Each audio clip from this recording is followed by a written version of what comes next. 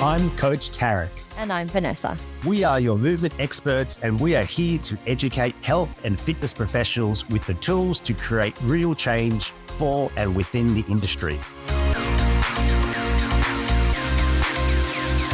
Hello, and welcome back to another episode of Purpose-Driven Movement. Nice to have you with me here today. I'm so happy to bring you my friend, longtime friend, John Polley. Now, JP, as he likes to be known, is a bit of a legend in the fitness presenting world, and he talks about all things weird and wonderful. If you know me and are a fan of the podcast, you know I love weird and wonderful. And today's episode is definitely one for that, where we talk about this concept of body and brain and mind. Three things that we talk about relatively often within the industry, but how do they connect? What's the difference? What are we actually talking about when we talk about a body-mind connection or a mind-body or a brain-body connection? And I really, really love geeking out with JP. It's something that I am always really excited to do whenever there's a fitness conference, and I know we're both presenting. There's great following if you're looking for something that is more holistic, more movement-based, more alternative. I don't even like calling it alternative because I think that this kind of training is just amazing for creating connections to yourself and to other people. I'll let you make up your own mind about it. So jump in. Here is our episode this week.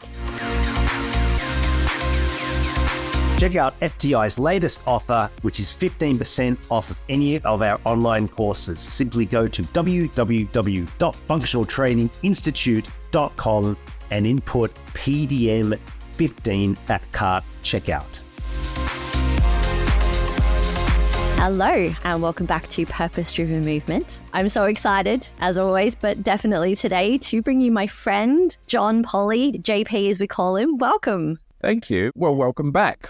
This is cool, and it's been a while since we were able to talk like this, so I'm excited to be here. Yes, I have had the pleasure of knowing JP for quite a few years now, and I am always in awe of his innovation and creativity in our industry. And so we're going to launch straight into a really interesting set of topics today, tangents all in, wherever we go with it. The first question that I want to dive into today is, what is the difference between our mind and our brain? It's a good one, isn't it? And it's one that you can ponder. And by the way, if you Google this, people have all got their own version of it. I particularly like that whole thing, that whole area around mind being sort of above the brain. So it's a collection of thoughts, feelings, and values. And it's a lens through which we interpret the world. And then the brain responds to that mind interpretation with brain and physical responses. So neurochemistry is in play then. So in terms of what physically happens in our body, it's brain. But the interpretation has been mind. So mind is always above the brain because you can step out and observe the way you're reacting to a situation, can't you? That's mind, isn't it? Brain is the actual reactions going on in your brain and what's set off in your brain down into your body. So there's that distinction there. So for me, it's an interpretive lens and it picks up on all things, including all that stuff that people choose whether they believe in or not, like energy, for example. But I know when I'm speaking to another human being, my mind is on fire and my brain is responding to what my mind is absorbing from that other person. Because if I look a person in the eye whilst they're talking, I get a whole heap more about who they are than my brain just processing information. You also get a physical response to people as well. So it's that's the kind of the next step, right? If we're just talking about having a conversation with someone, sometimes you meet someone and it's you can feel the chemistry, and this could be a friend, it could be a partner, it can be anybody. I have this direct memory from this exact moment. I met a girl last year in Italy for training for Techno Gym, and she rushed onto the train. We're on the same train. We're catching it from Bologna to a tiny little town. And we looked at each other And she's like, you work for Techno Gym. And I'm like, you're going to Techno Gym. It was like instant best friends. And we haven't stopped chatting since. And it was almost instantaneous. You just felt like a chemistry. We both had really similar energy. And I feel like you can't ignore those physical responses to that kind of, like you said, that above the mind. Like that wasn't my head saying you should talk to this person. That was just like all of it all together. For me, that would be the perfect response where I would normally start of a session where we're talking about, what's the mind-brain-body connection? I would normally say to people, hey, you know what? Does it exist? And like everyone will go, well, yeah, of course it exists. And I'll say, how do you know? Tell me a story of how you know. Now, in that moment where you had that sudden response to a person you started communicating, there would have been a whole heap of responses inside of your body that were just lighting you up. Or would I be right? 100%. Yeah, it's interest and it's curiosity and it's not quite validation, but there's a reciprocity, right? That you can feel what's happening inside you and you can see it almost mirrored in that other person as well. So that's a whole heap of chemical reactions created by your mind. Okay, so let's continue down this path. Why is this important when we're exercising? So here's the thing. So if that's the case, that was an external example. Something external to you create a whole heap of neurochemical responses in all over your body. But then how did you know that was happening? Well, because you felt all the stuff in your body, right? So what's the other way? So the other way around is what you feel in your body goes to your brain. Your mind kind of interprets what's going on there and then, is in cahoots with the brain and says, we kind of need to respond like this to this. So in that case, if there are physical responses that happen in your body to a whole heap of stuff, physical stuff, mental stuff, emotional stuff, all the physical systems of the body, energetic stuff as well. If we've got all of that going on and we have physical responses happening in our body, isn't it important to manage our physical responses for better performance when it comes to something as physical as exercise? And for me,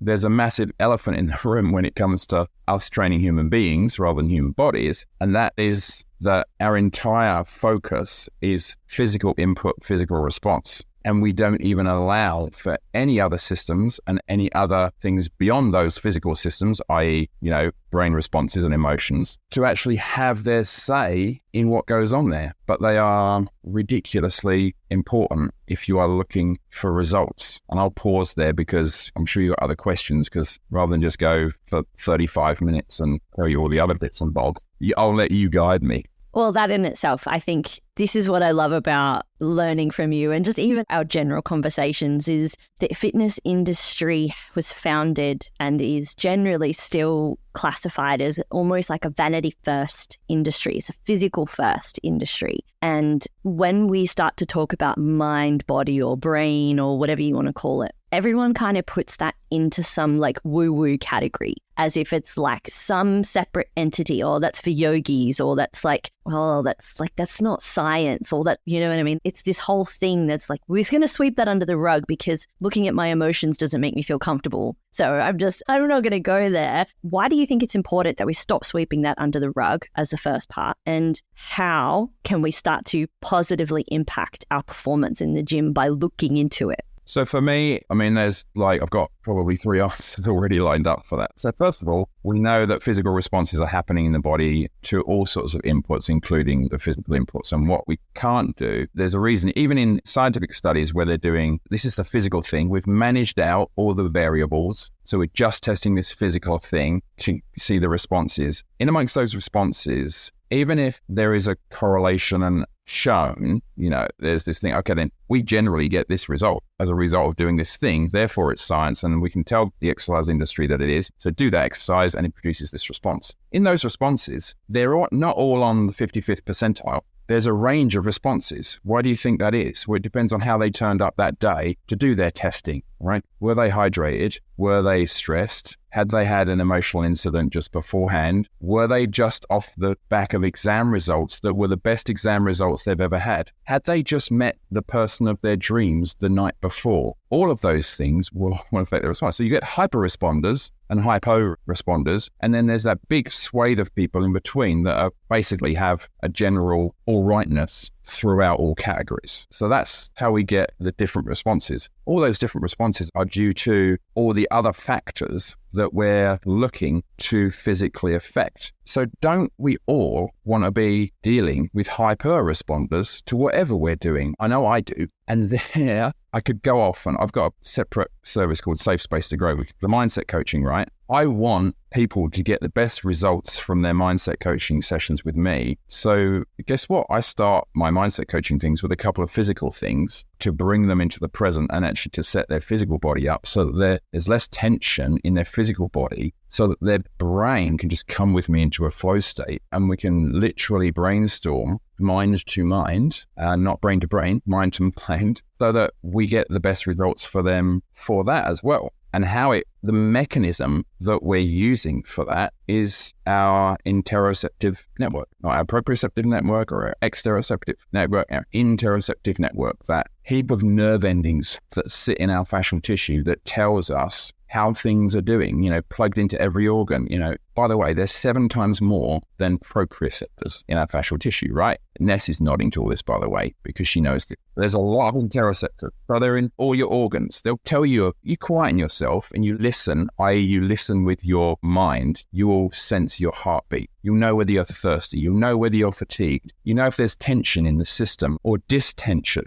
So you've eaten something wrong and your gut's all inflamed. There's bloating. Those sensations are all interoception. Whether your tissue health is good, all the way through to your intuition and your emotional state that is carried on your interoceptive network. And I'm going to pause again there just in case you want to, but I know that hoping that you're at some point going to go, well, why is that even important? But I'm going to let you do this because you're the interviewer. Let's take a side note there. You mentioned fascia. You mentioned 3 types of septions: proprioception, exteroception, interoception. Let's start by, if you had to summarize fascia, for people who've never heard of it before, if you had to summarize that, I'm going to time you because I know what you're like, 2 minutes. If you had to summarize what it is, max 2 minutes, go from there. Let's talk about fascia first. All right, so it's everything in your body that's not a cell. So it's the extracellular matrix, and it contains everything else in our body, and it's joined to everything and makes up your human shape. All the nerve endings, all the muscles, all the organs, they're all held in place in fascia. So it's the largest organ in your body from that point of view, and it connects everything to everything else and carries signals between everything and everything else. Okay, that's perfect lead into my next question. And my next question is, okay, let's talk about proprioception first. If we're in the fitness industry, if you've been training at gyms, you would have heard this word before. What does it actually mean? So it's where you are in time and space. Yeah, so if you're viewing this on video, you can see that both of us are in a room and, my elbow is now at 90 degrees for some strange reason and it's sitting there in front of my face, and then I'm going to bring it back down. That's proprioception, right?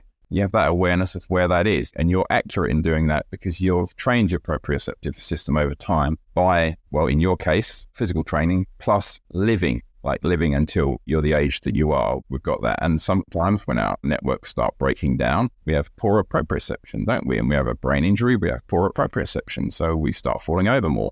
We have a decline as we age, hopefully not us, but some people have a decline as they age in their physical tissues and their proprioceptive goes. And that's why fall prevention is so important in older people. So that's proprioception. You can train proprioception or you can live well, and proprioception doesn't decline anywhere near as fast anyway. Great. What is exteroception? So that's your exteroceptors tell you what's happening on the outside of you. So, you're wandering along and you're barefoot and you go, well, what was that? That exteroceptor will tell you that, oh, it was that little sharp pebble that was under your foot. Or if you're like me, I'm on the sand the other day, going into the ocean, I'm striding in, heroically, of course, because, that's the way I walk. So I'm heroically striding. And then suddenly it's like, what that? ow. And it's like this intense pain just before I stepped into the water. I carried on, but I'm like, something's not right. Luckily, I was with a friend. And so I floated and brought my foot up. And I said, he's like, I've got a feeling I might have just been stung. And sure enough, I must have trodden on a big old bee sting sticking out the bottom of one of my toes, right? Interoception were telling me that. Then some of the pain stuff that was into, right? Because there was some stuff. Then there was the tightening of my tissues as it swelled up. There's interoception again, right? So exteroception, what's happening on the outside of you? How is it affecting you? Proprioception, where you are in time and space. Interoception, your internal environment, what's going on in there. Okay, we're looking at that internal environment. We generally have to quieten down, like you said, to kind of figure that out. When you have a trainer or when a trainer is saying, I want you to turn on your glute, I want you to turn on, etc., would you classify that as proprioception or interoception? I'd classify that as a command that I don't understand in the first place, because if you're putting people through great body positions, whether it turns on or not is dependent upon whether you're in a position where it needs to turn on or not. However, I would look at that in the interoception vein, purely because it's like, okay, then you've got to go, okay, then where is that in my body? And how do I send the signals to that area and then get that to effectively squeeze? If you're in any doubt about whether great glute activation is important, if you squeeze both your glutes on and then try and go for a walk, that will tell you that it's just as important for them to switch off too. That was one of my favorite exercises that we ever did. It was really funny watching a room full of people trying to walk with their butt cheeks squeezed. Yeah, you can try it. If you're listening right now, pause, because it's really quite entertaining. So aside the point there, let's go a little deeper into interoception and how is it related to physical performance? So imagine you've got poor tissue health, your hydration's down, you feed yourself not the best of nutritional diets, so the tissue health isn't that great. Maybe you spend a lot of time in awkward positions, keep it cleanness, and therefore you have, areas of restriction and areas of overextension. So your interoceptive network is going to be feeding that information back to the brain saying, do you know what? Our organs aren't very happy because it's having to deal with a whole lot of stuff. Our lymphatic system is clogged, and nutritionally our gut is inflamed, and then we've got these restrictions. Generally, interoception will feed back to the brain saying that this isn't all that, not a great environment to be in. So on top of that, if people are dealing with a whole heap of that will affect them emotionally. So a lot of people can be quite happy in their pain, as it were, but nowhere near as happy as if their bodies felt free and easy and comfortable. They're really, really happy in their own skin. That's not just a thing about people being happy being themselves. That's a thing, people being happy in their physical body, right? So there we have it. So the interoceptive networks in your brain, they respond to all things coming from your internal environment. So it could be that you're having lots of laughs and jokes. You get the rush of chemicals that goes with that. But then you've got all this feedback from the body going, every organ is unhappy. There are restrictions in the body that are causing overextensions in other parts of the body. And then this physical body is trying to do this stuff that really requires a lot of energy and focus when we've got all these things trying to pull us in other directions. Now, emotions are part of that. So it could be stress or it could be emotional changes along the way. And what they've found is that if you look at the work of Lisa Feldman Barrett, who's a psychologist who works in that emotional space, particularly good book, How Emotions Are Made. And one of the things that she talks about is the body budgeting regions of the brain. So what that means is these are predictive systems in the brain that allocate energy according to what's going to be needed, say, that day. Well, if it's got a whole heap of information from your interoceptive network saying physically not very happy, emotionally also, not coping that well, right, that's going to require a certain amount of energy so that we're going to allocate that energy, prosodate, and this is what you've got left. That's what you got left for your physical performance or your work performance. And the quote that I remember and the quote that I quote most often from that book is, when you think about budgeting for energy for the day and you're short on energy in your budget, she says, what are the two most expensive things that a brain can do? Learning something new and moving its body. So in other words, where can it rob most energy from? Your ability to learn and your ability to move. That's where it's going to take it from in order to budget for the day, which is, I remember when I lost my mum, for example. I don't want to bring the thing down, but can you imagine how much energy I gave that? Did I feel much like, leaping for joy around the house and all this freedom in my body? Not so much, right? Because you are much more closer to fetal than anything else, and you are pretty desolate. So, of course, there's limited amount of energy left for anything else or anyone else, quite frankly, when you're in those places, right? So that's the entire shutdown. Well, no, I won't be writing my thesis today, you know what I mean? Because that requires me to learn and research, Now, I won't be doing my big heavy sets today because I've got all this energy going elsewhere. Now, people are living in a constant state of requiring that energy for all these kind of major things in their life. So what is left for the body? So maybe if you help them manage all the systems, both physical, mental, and emotional, outside of your physical training requirement, that's what your job is, well, then you could actually leave them with more energy for their training and therefore better performance during training and better results after training. I'm going to have to look at this book. I love that analogy of like your mental budget. I've also heard of, your like a budget. There's like a teaspoon analogy. This takes some people a certain amount of teaspoons. I can't quite remember that off the top of my head. If I'm doing it bad, I apologize to anyone who I've wrecked that analogy for, but everyone can understand a budget. Yeah, and this is body budgeting regions of the brain. So in other words, this isn't just an analogy. This is physical systems in the brain that they've tracked, and the things that affect the interoceptive network heavily. Guess what that is? That's actually your emotional state. You're, effectively, you're almost like your mood. And I was just listening to a book the other day, The Art of Impossible by Stephen Kotler. He talks about what's a great flow trigger? Being in a good mood, flow being a high performance state. What's a great trigger for that? A good mood. Boom, straight away, high performance again, talked about in a completely different angle, and yet your emotional space is a massive foundational element to whether you can enter these places or not. I want to dive a little deeper into this, but perhaps we can give maybe a practical or a couple of practical examples of this. I've got one that comes to mind really quickly. I have a client, I've been training her for years, and there's like 2 or 3 months of the year where her work demands are obscene, absolutely nuts. And the first few years that we trained together, we tried to maintain the level of training during that time, and her body broke down immensely. I'm not talking about just pain, I'm talking about injury. And there was a bit of that interoception piece that came back into it, is she had to learn to listen to her body a little bit more because she was giving so much of her energy to her work. She wanted to give her energy to her movement because that was important to her, but there wasn't anything there. And so the last few years, more post-COVID, that we know that this is happening because it's the same months of the year. Our training has to take a step back. So regardless of where she is, what her goals are, she knows now, but also I know, and that feedback loop between us is really, really good.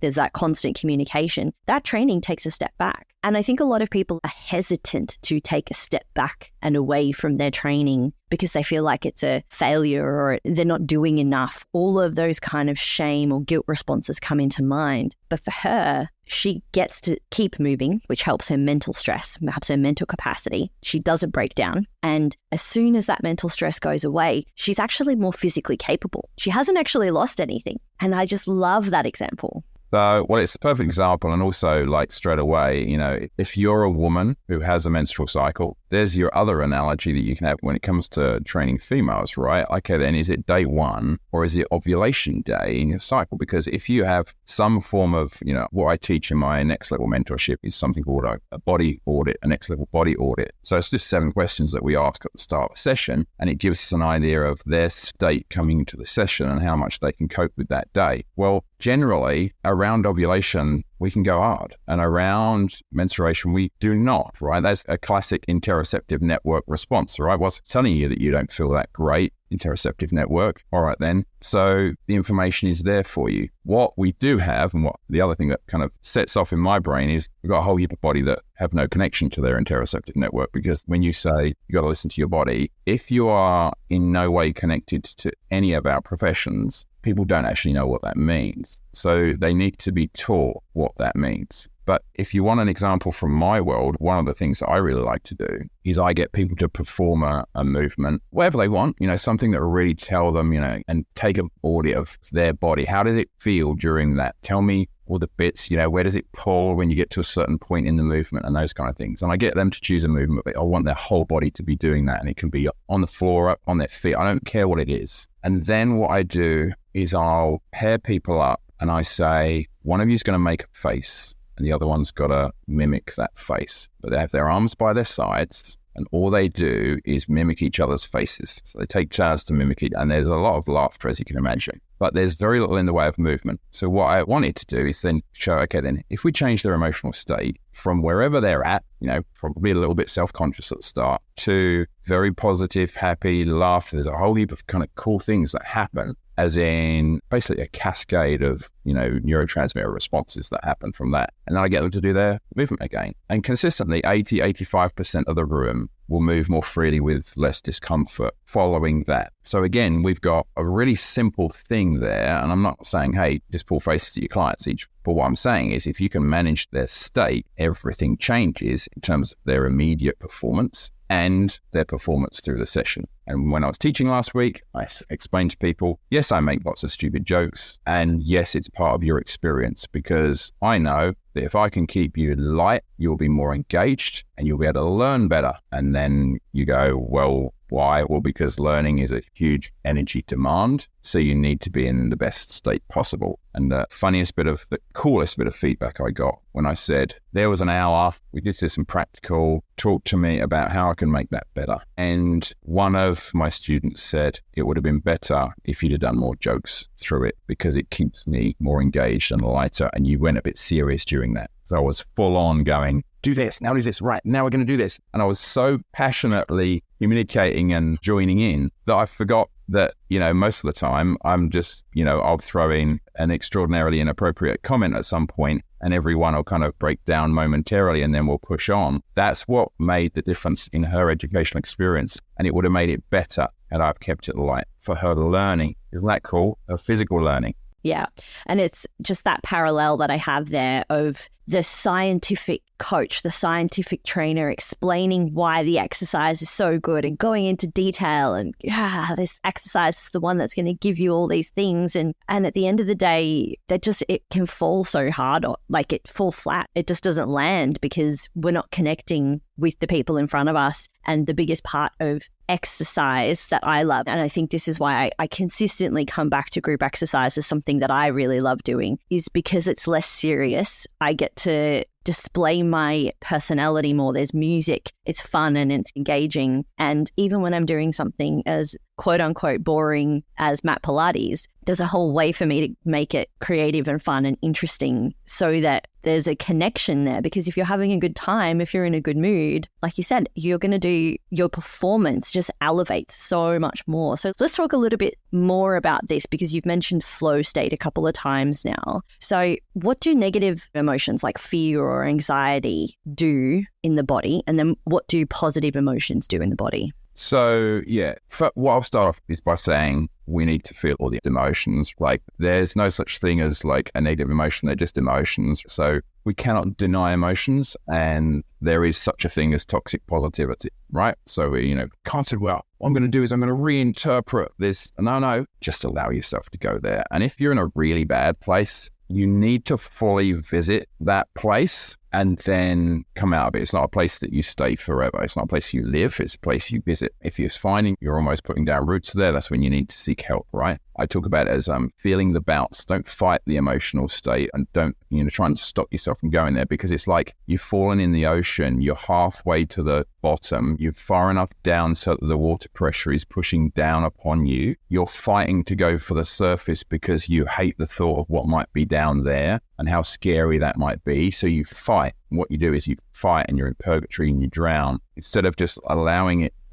yourself, give yourself to it, get to the bottom, feel the bounce, and push off and kick for home, right? This is how we're better. And by the way, do that with positive emotions too, right? Feel them and allow yourself to feel them. Don't go, oh yeah, and push them away because somehow it's arrogant to feel happy about your achievements. Feel the achievements. That's number one. Your question was around, you want to know why are emotions so important?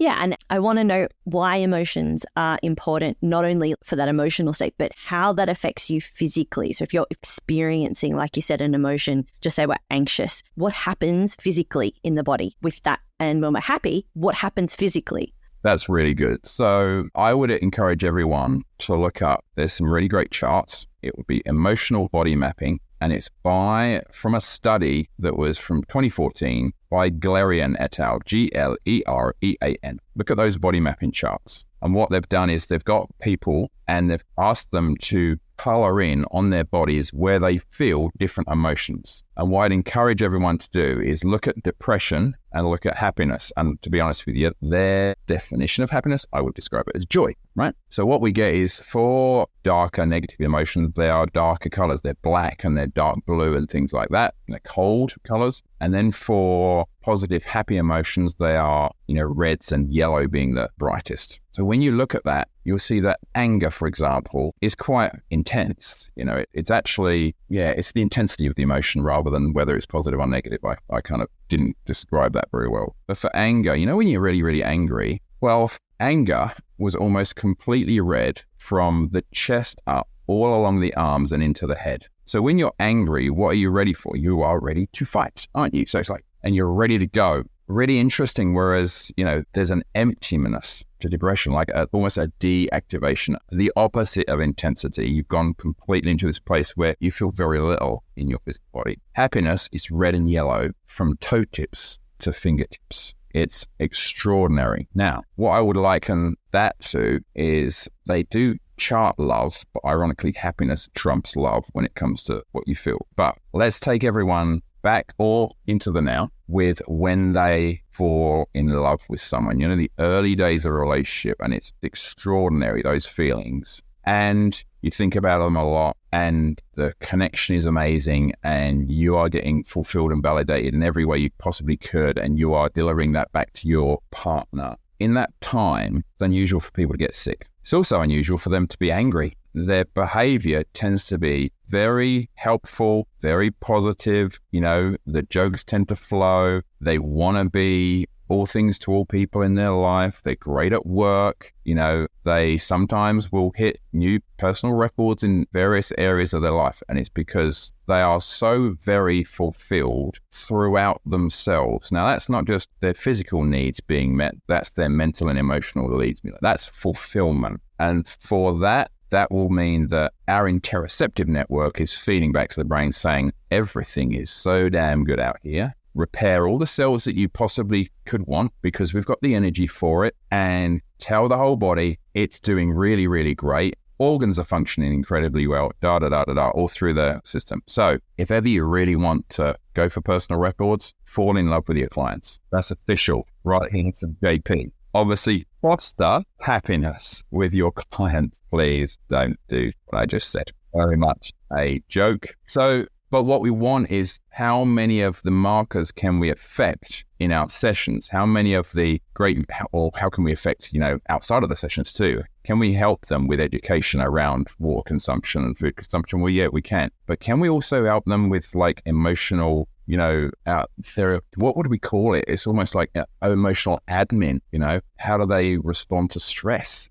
How might they think about things differently? Can we help them with that? And if not, is there someone that you can learn from or a referral point where they can actually learn to manage themselves a lot better? Because most of the things that people interpret as fight or flight, because it's programmed into us, that's inappropriate belief around the feelings that your interoceptors are telling you at that point in time.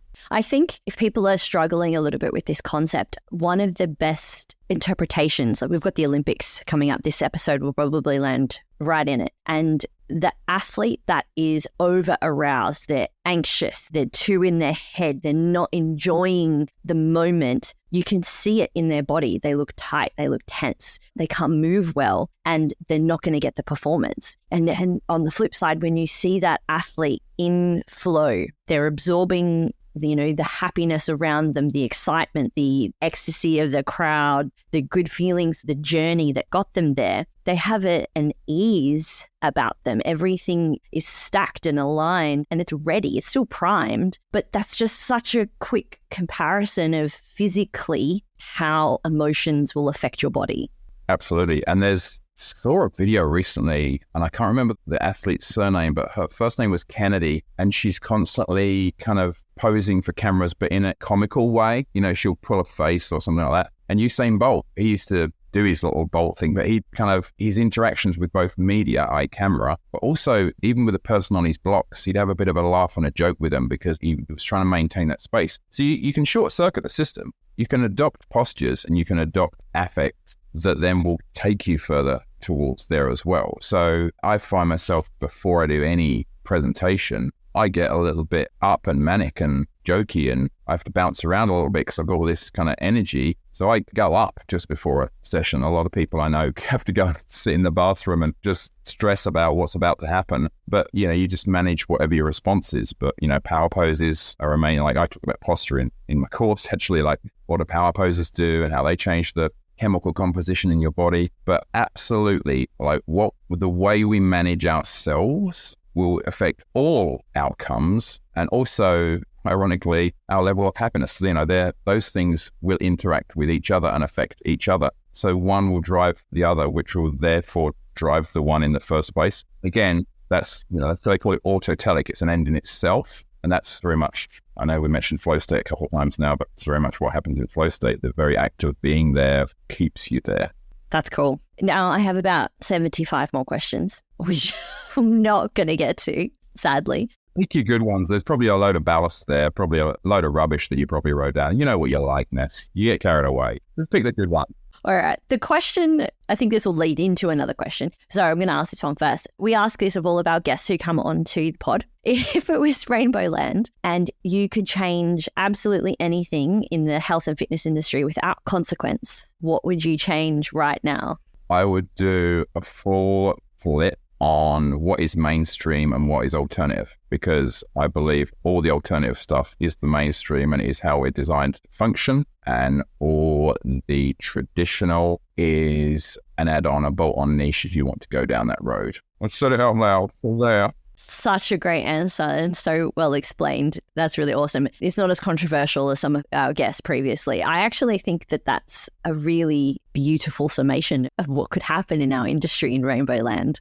I think it will be, but it'll be like 100 years' time. And then, they'll be looking back like on my old courses like, oh, look, he was there at that point in time and he was saying it then. He was saying it back then. But, I'll be ash at that point in time. All right. So if people are interested in exploring this space of interoception and understanding how their emotional state has an impact physically on their body, like where's a good place to start, or what are some first steps to take? I mean, I would just put it into Google and say, tell me about interoception, and AI will do a great job for you in terms of describing it, just so you get a sense of what it is, and then go to your scholarly type stuff if you really want a lot more of the science. So that would be number one in terms of just familiarize yourself with it. I have a course if you want to kind of go into it more for movers, but that's by the by. And then when it comes to how you go about it in your job, you can start doing something without knowing anything. And that would just be as your number one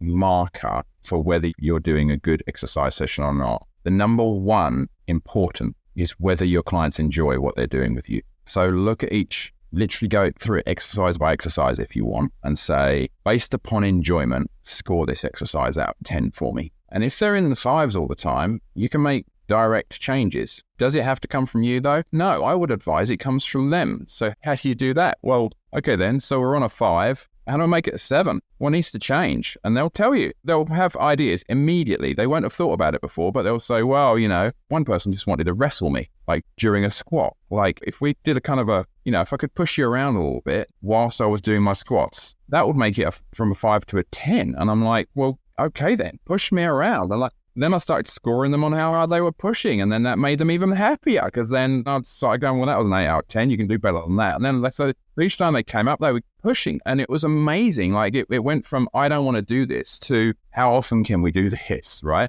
Make it so that it's enjoyable and go through each one and then go, okay, then. So if something's consistently at 2, look at something else that will give the same physical response, but is far more enjoyable. But normally it's a tweak. It's the type of music you play when you're doing it. It's what it's combined with. And as I say, God, something, if they're bored because they're on their 100,000th set of squats, just throw a ball on each rep, something like that. Let them just do throw and respond, There's such simple ideas that you can use to completely transform the way you're doing it. Anyway, what you want to do is give them experiences. You have a brand called Exercise to Experience. You know all this already, but you give them experiences that are really enjoyable. That then all outcomes will improve, including their mental and emotional, but definitely their physical outcome will improve because they enjoy it more. I was listening to just a couple of weeks ago, Joe Dispenza, and he had a thing that he quoted from Yale University. He must be 30 years old. And all the benefits of exercise were present in these 2 groups. They got actors to put themselves in negative, angry, frustrated emotional states and joyful, happy emotional states. All the benefits of exercise were like massively inflated in the happy group and really limited in the frustrated, angry group. That's just based purely upon their emotional state in the exercise experience, right? So we can change that. Every single session we do, we can change that. So let's do that. Let's make enjoyment of exercise the most important thing. Then whether it hits all the parameters and the goals and where you want to go and what you need to change after that. Yeah, I love that so much. And immediately my brain goes to all the skeptics out there who immediately go, but you're not going to get results. You know what gets results? People showing up and doing the things again and again and again. And if they don't show up, doesn't matter how good your program is, they're not going to do it. They have to want to do it. I wholeheartedly agree with everything that you've said there. There are some links to you, to your courses, to your information, and some of the books that you've mentioned as well in the show notes. So please check them out. We will add them all in. Thank you so much, JP. For sure, there'll be a round 2 for the 74 other questions that I still have for you. It's been a pleasure. I feel like the time has evaporated very, very quickly. We are so grateful for your support and for tuning in to our podcast. We know that many of you have friends or colleagues who would also benefit from our content, and we would be honored if you could share our podcast with them. Sharing on social media, email, or even talking about us to a colleague is such a huge help in getting our message out there. We truly appreciate your support, and we can't wait to continue to grow and connect with more people through our podcast.